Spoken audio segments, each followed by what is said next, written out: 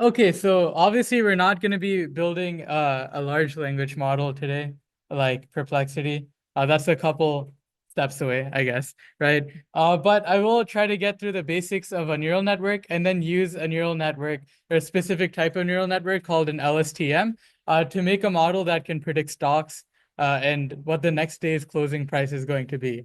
So a quant company would use some model like this, obviously much more complex, but maybe you could use this model and use it for your investing choices.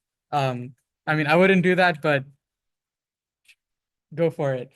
So just starting off, this is a form of supervised machine learning. And what that is you start with a bunch of data, and it's basically a supervised model, which means you're going through the data and you're trying to label that data. So it's this, try to think of this black box that takes in an input and spits it out. And you know what the input is and you know what the output, or you want to determine what the output is really.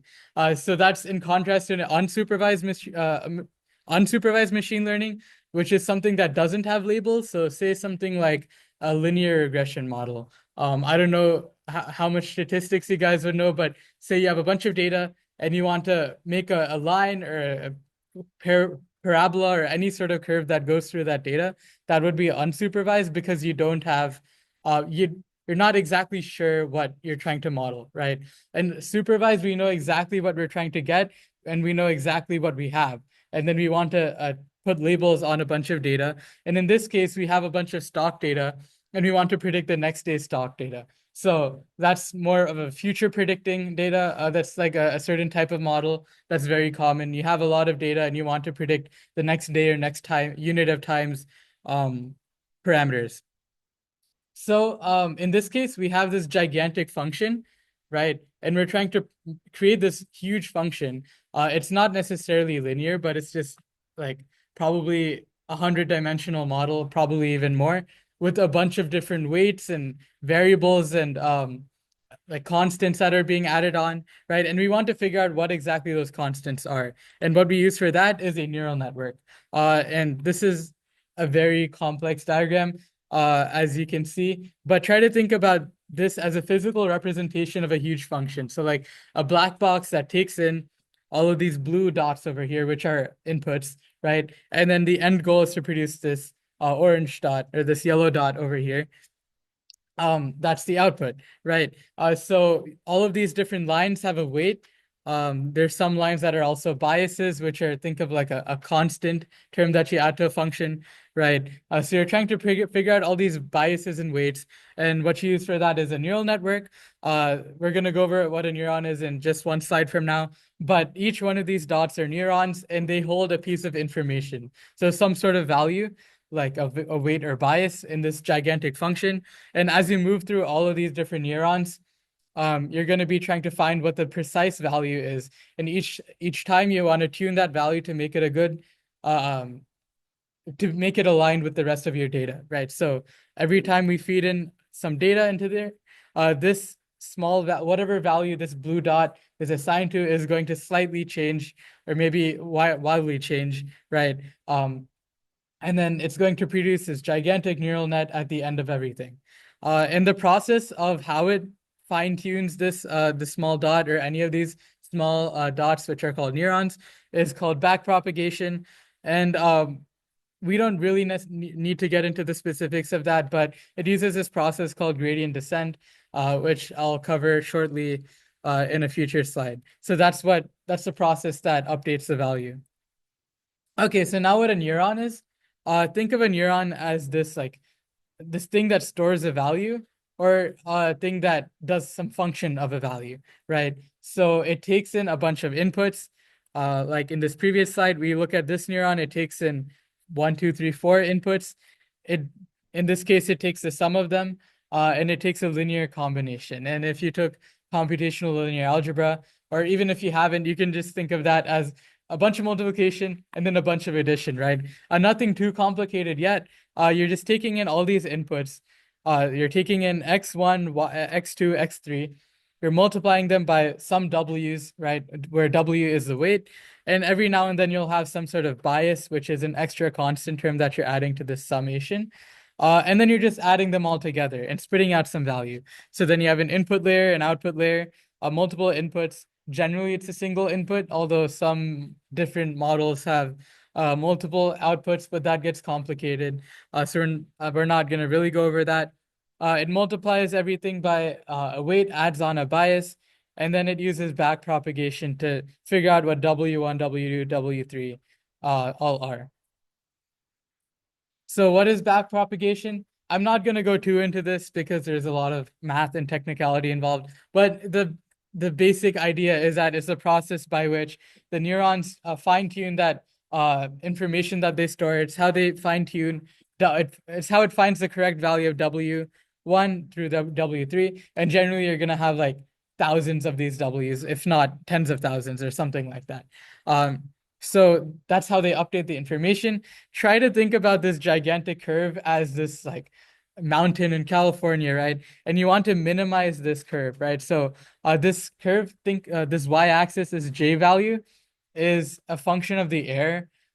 So it's just pretend in your head that this is the air of this gigantic model, right? And you want to minimize error. So what you want to do is you want to go to the bottom of the valley, um, or bottom of any valley really, but you'd prefer it to be the lowest valley in all of California, right? So if this gigantic plane is California, you keep going down the hill until you reach a point in the hill, what you would call a saddle point, in a curve. If you've taken Calc 3, I think you go over that. But this process is called gradient descent because, again, if you've taken Calc 3, you would know that a gradient is basically a different word for derivative in 3D space or multidimensional space, right? So what you're doing is you take that gradient, that slope, yep. What does the axis represent? Each axis, okay, so in this case, theta 0 and theta 1 are two different inputs. So you're putting in these two different inputs. Sorry, not two different inputs, two different weights, right? You're taking in these two different weights, theta 0 and theta 1, and you want to minimize the error on this gigantic plane. So you want this precise value. You can't see my finger, but you want the precise value here, theta 0 comma theta 1, that minimizes the error of this huge model. So that's a way to sort of condense this down into something that's more easily understandable. The real truth is that there's going to be a lot of calculus and different types of gradient descent, like accelerated gradient descent, a bunch of different ways that the model that we're about to implement is going to use. But the end goal here is you're going down the hill as fast and as efficiently as possible, and you want to get to this valley or this lowest point in all of the plane. And then that's the process by which you find the weights of the model. Okay, so now something a little bit more complicated, but not particularly, is a recurrent neural network, which basically is a normal neural network, except its purpose is to process sequential data, so data over time, which is what we're going to be doing with the stock model, because obviously you have 10 or 15 years, or maybe even like 1 week of data, right? And you want to use that time interval to predict tomorrow's data. So how does this is basically takes the information in one neuron, and then it feeds it back to the previous layers. So it takes in the information of previous layers. So it kind of creates a simulation of time, if you can think about it, where every single point in time is reliant on every previous point in time, according to our model. Who knows if that's the case in real life? Chaos theory and all of that from Jurassic Park, if you remember. But essentially, the point of this model is that we can create this function of all the previous time data and then predict tomorrow's data, right? So each single neuron should be connected to the previous n neurons to build this model. And then there's something called cross entropy, but it's kind of like as you go through time, you lose some information, right? Because 2 days ago, the information from 2 days ago is not as valuable as information from yesterday. So it's not as weighted in the model. And that's basically what cross entropy is. And that's, yeah, I don't think we're going to go over ReLU because that's a bit too much complicated, but think of it as this the function, oops, this function over here. It's a small twist on that function. Um, Instead of just summing them up, you do something with e and exponential functions, but yeah. All right. Any questions on anything so far? Nope. Okay, so now in particular, a specific type of RNN, recurrent neural network, is this LSTM over here. And I'm not gonna go too in depth into this again because it's not very relevant to the implementation in TensorFlow, but it is important to know what the model is when you're actually implementing a model, because otherwise you're just going into it blind. And if something goes wrong, then you don't know what's actually happening behind the scenes. So the basic idea here is think about like an electrical component that has a switch that says forget everything. So like a robot, you flip a switch, the robot factory resets. That's a forget gate. Then you have an input and output gate. So the robot has a bunch of switches. You can either input something, you can either forget whatever information it has, or you can output the information out. And this diagram over here is on the right is a small representation of that. Really, each one of these things has a lot more complexity to it. But just think of it as a robot where you're switching a bunch of switches and it outputs something. And the basic idea is that now that thing stores memory, right? So we take this thing over here, which has this recurrent neural network, which doesn't store anything really. And now this has short-term memory, and that's where the ST stands for, right? Short term. So now it has short-term memory. It can remember information from the past and then use that to predict the future. So you're actually retaining memory, which allows for pattern recognition. Um, so yeah, any questions before we get into the implementation? Nope. Okay. So I did see sometimes you do get rate limited if you're running this code. Just let me know if you run across that. I'm not really sure how to use it. I think it might be if you previously used this library in the past, but it works on mine, so we can see the results play out as they go. I'm just gonna run it on mine one more time just to make sure that I'm not getting rate limited. Okay, so yeah, I am getting rate limited. Or not?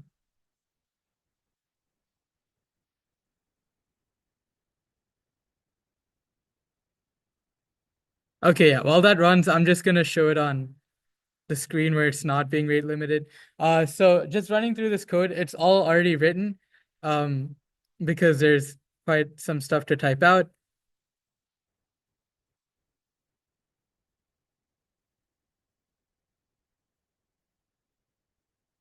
Did it get crossed out for you?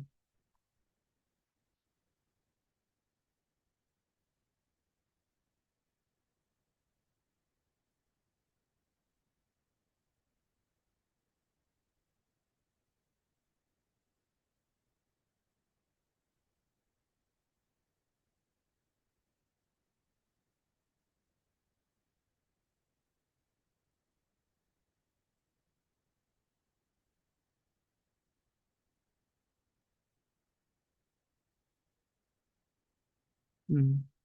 Okay, let me try Google. Is it Google?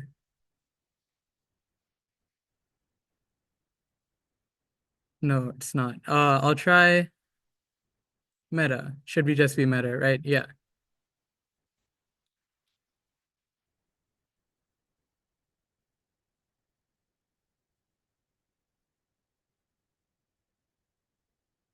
This was working like an hour ago, so let me see.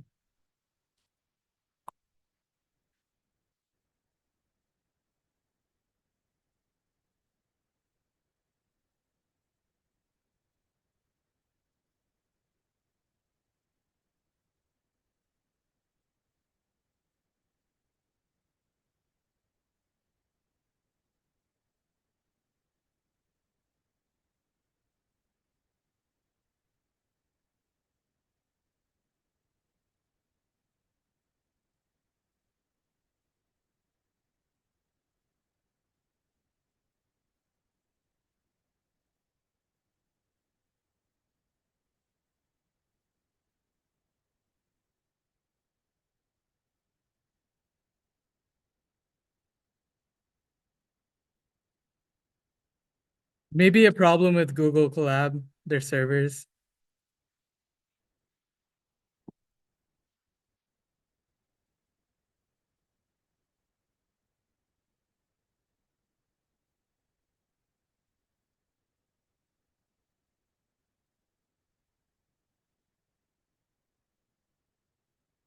Nope.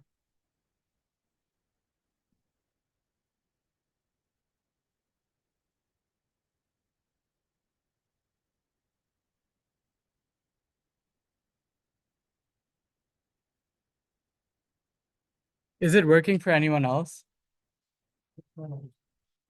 Okay.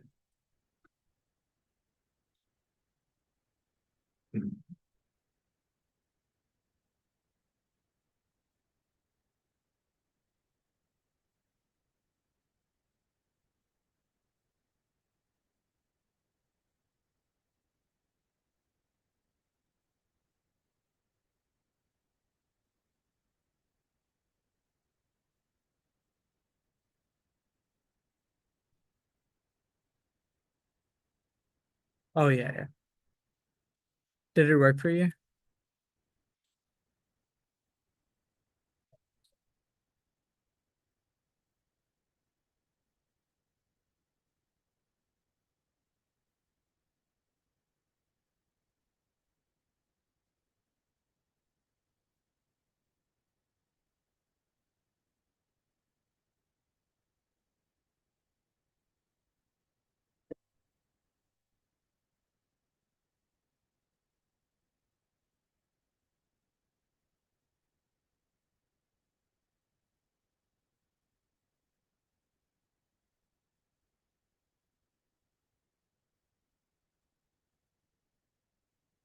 Yeah, I don't think it works.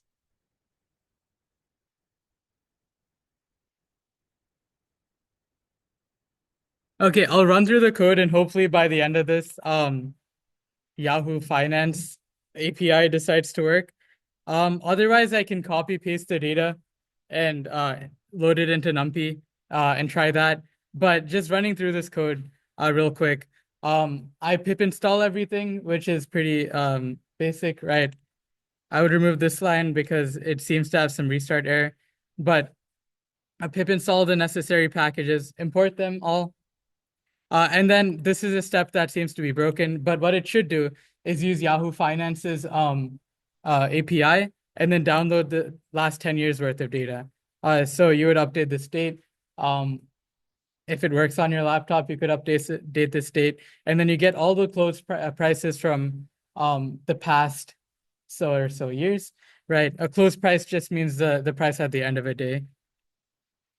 And then you do something called normalizing the data. And what that does is takes all this data that's a number between like zero and like $500, right? And then it turns it into something in between zero and one. And the reason we do this is because data, we don't want some data to be more influential than others in a general model. In this case, it's not as significant, but say you want to predict the temperature tomorrow and use humidity, which is a number between like 0 and 10, and then you use temperature from yesterday, which is a number from 0 to 100, right? You don't want the temperature to have an outsized influence, so you scale them all down to 0 and 1, with the hopes that all of them contribute proportionally to the end result. Then I have this create sequence over here, and this basically is just how we combine the data together to get something that's data from the past 60 days. And it's in the form of samples, time steps, and features. That terminology isn't too important, but I think the features is the actual data, the X that's being loaded into the model.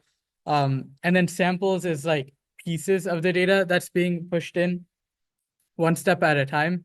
And then you use the split over here, which is basically splitting this data that we gathered from the past so and so months or years, right? And then we split that into an 80-20 split. 80% of the split goes towards training the model, and then 20% of the split goes towards testing the model.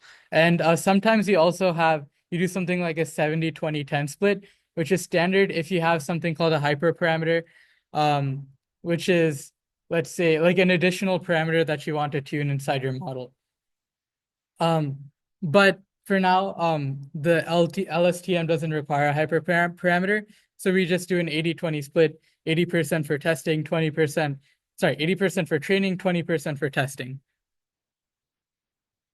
Okay, so now's the actual TensorFlow. And if you really want to learn how to create a TensorFlow model, this is the main step of it.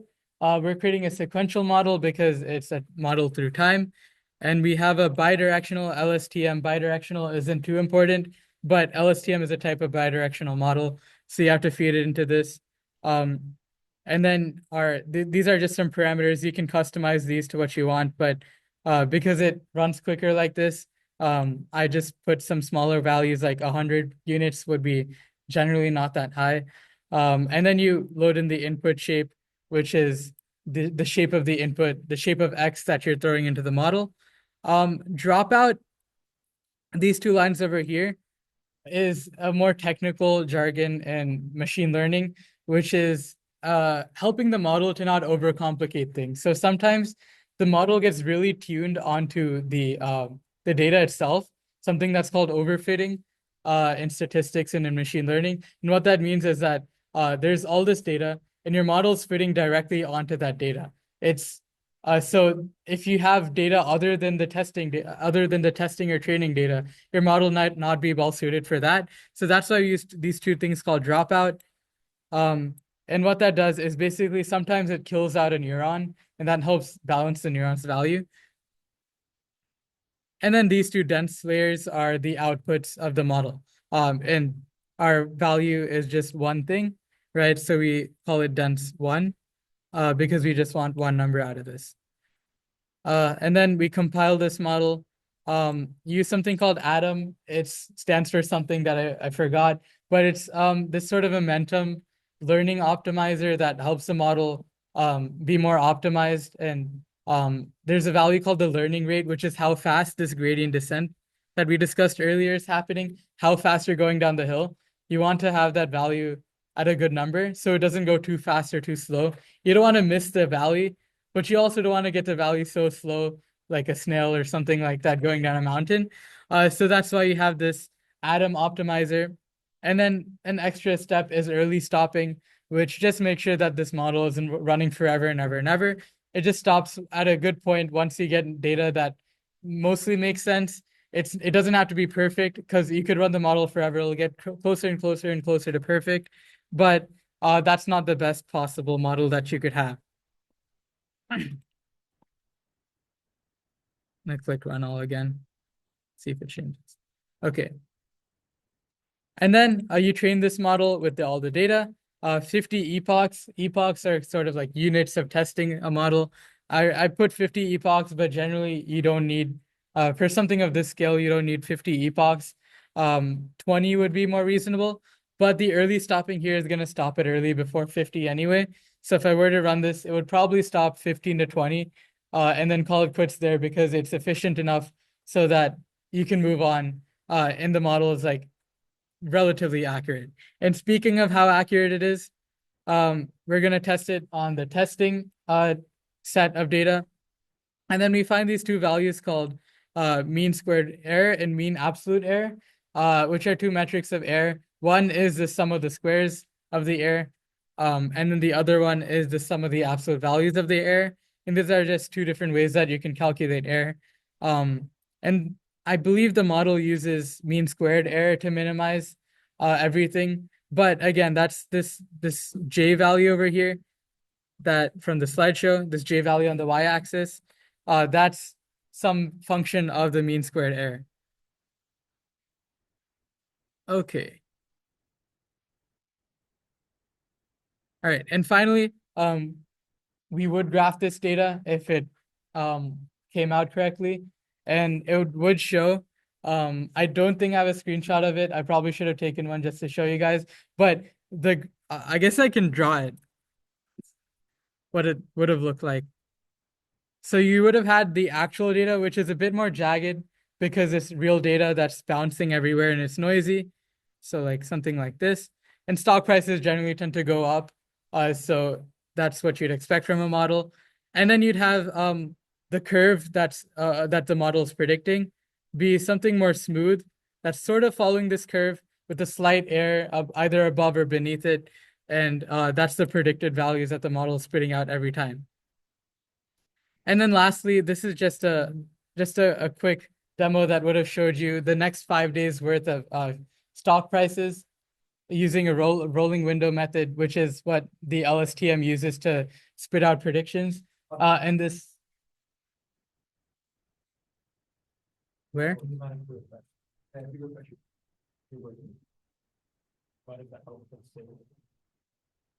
I don't think so.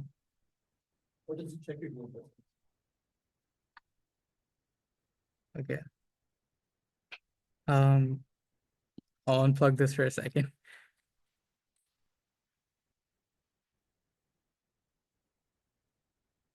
Wait, so it works on your laptop? No, Oh, you had it saved. Okay.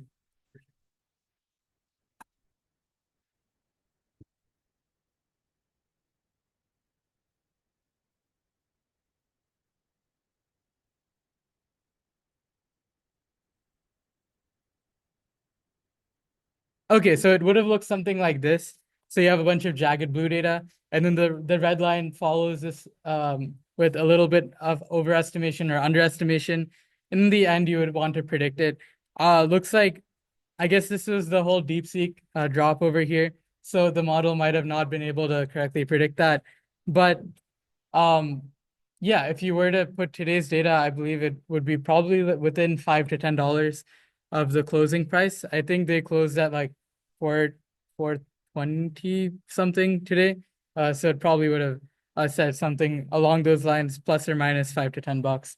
Um, so yeah, maybe tomorrow if you run this, you won't be rate limited. Or maybe even in an hour if you run this, it won't be rate limited. But um, any questions on like the actual coding part of this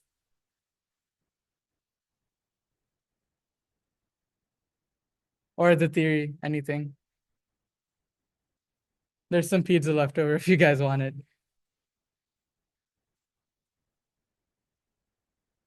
Okay, anyone else want to get the pro code? I'll switch over to that slide again. If you want to take one last scan of that. Nope. All right then. Feel free to grab some more pizza. Other than that, that's it from me.